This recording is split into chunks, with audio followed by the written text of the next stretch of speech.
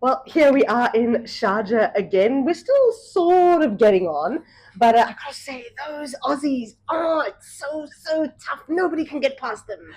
Okay, so first point I think we need to make here is this was a more comprehensive clinical performance than in their first one, a day game here in Sharjah. They were playing at night this time, and I think perhaps found the conditions a little easier. But what I took away from it was their batters seemed to have learned from that first match against Sri Lanka, which they won and quite comfortably. But here, their top three got in and got settled, and they were finding the boundary with a lot more fluency. They just seemed to have gotten the hang of it and really got Australia off to a really strong start. Now, you've got some thoughts about the importance that's going to play, among other things, in the tournament. Tell us about that. Yeah, exactly. So it's the highest score we've seen at this tournament. We're still not seeing, the 180s, but I don't think we're going to see that this tournament. But then the way that Australia bowled and the fact that they won by such a ginormous margin that they've actually taken New Zealand's net run rate from a plus 2.9 to a minus. So New Zealand are now sitting below Pakistan.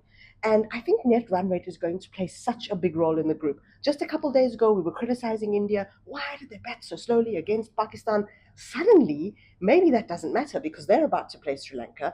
If they beat them and they beat them well, they could get the net run rate up, and we could be in for a very intriguing tie towards the end. So my takeaway from everything we've seen, both groups in fact, is that net run rate is going to decide the second semi-finalists in both groups, and maybe even both semi-finalists. Hey, maybe even the tournament. There's a way for Australia to get out without winning the cup, maybe.